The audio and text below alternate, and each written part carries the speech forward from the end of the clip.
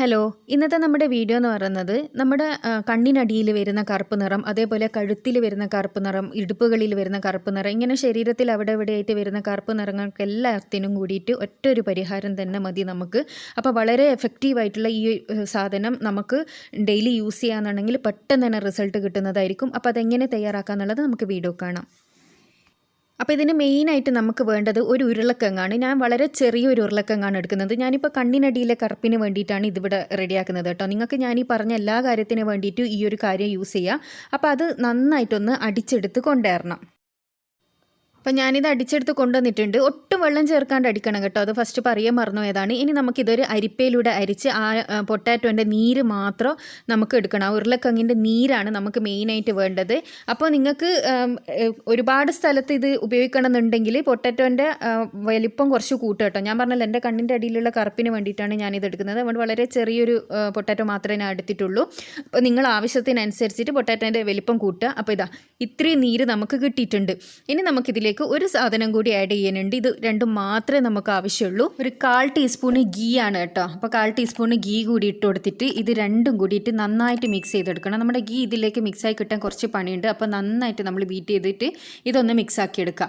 ഈ മിക്സ് ചെയ്ത ഈ ഒരു സാധനം നമുക്ക് നമ്മുടെ എവിടെയൊക്കെയാണ് കറുപ്പ് നിറം, അതായത് മെയിനായിട്ട് എല്ലാവരുടെയും പ്രശ്നം എന്ന് പറയുന്നത് കണ്ണിനടിയിലുള്ള കറുപ്പ് നിറം, അതുപോലെ ചുണ്ടിൻ്റെ താഴെ വരുന്ന കറുപ്പ് നിറം, കഴുത്തിൽ വരുന്ന കറുപ്പ് നിറം, ഇതാണ് മെയിനായിട്ട് എല്ലാവർക്കും ഉള്ള പ്രശ്നങ്ങൾ എന്ന് പറയുന്നത്.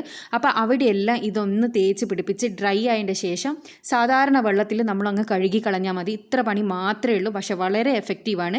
അപ്പോൾ കണ്ണിൻ്റെ അടിയിൽ നമ്മൾ യൂസ് ചെയ്യാൻ വേണ്ടിയിട്ട് ഇത് തയ്യാറാക്കുന്നതെങ്കിൽ നിങ്ങളെന്താ ചെയ്യേണ്ടതെന്ന് വെച്ചാൽ ഇത് നന്നായി മിക്സ് ചെയ്തെടുത്തതിന് ശേഷം ഒരു കോട്ടൻ്റെ തുണിയോ അല്ലെങ്കിൽ അങ്ങനെയുള്ള എന്തെങ്കിലും നിങ്ങൾക്ക് കണ്ണിൻ്റെ താഴെ വെക്കാൻ പറ്റുന്ന, ഞാനിപ്പോൾ ഒരു കോട്ടൻ്റെ തുണി പോലത്തെ ഒന്നാണ് എടുത്തത്, ഒരു സ്പോഞ്ച് ടൈപ്പാണിത്.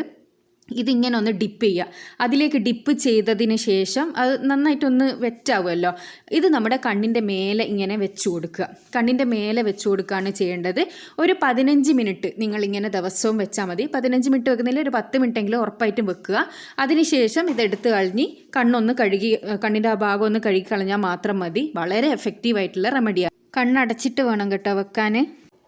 അപ്പോൾ ഇത് യൂസ് ചെയ്തിട്ട് നിങ്ങൾക്ക് റിസൾട്ട് കിട്ടിയിട്ടുണ്ടെങ്കിൽ ഉറപ്പായിട്ട് നിങ്ങൾ കമൻറ്റിലൂടെ വന്ന് അറിയിക്കണം. ഞാൻ പറഞ്ഞതുപോലെ തന്നെ നിങ്ങൾക്ക് ഇത് കഴുത്തിൽ യൂസ് ചെയ്യാം, ചുണ്ടിൻ്റെ താഴെ യൂസ് ചെയ്യാം, കണ്ണിനടിയിൽ യൂസ് ചെയ്യാം. അങ്ങനെ നിങ്ങൾക്ക് കറുപ്പ് ഭാഗം, ആ ഒരു കറുപ്പ് നിറമുള്ള എല്ലാ ഭാഗത്തും ഇതിങ്ങനെ പറഞ്ഞതുപോലെ യൂസ് ചെയ്യുകയാണെങ്കിൽ ഉറപ്പായിട്ട് റിസൾട്ട് കിട്ടും. ഇതുപോലെയുള്ള യൂസ്ഫുൾ ആയിട്ടുള്ള വീഡിയോസ് കാണാൻ ഇഷ്ടപ്പെടുന്നവരാണെങ്കിൽ ചാനൽ ഒന്ന് സബ്സ്ക്രൈബ് ചെയ്യുക. അടുത്ത നല്ല വീഡിയോ ആയിട്ട് വീണ്ടും കാണാം. Thanks for watching.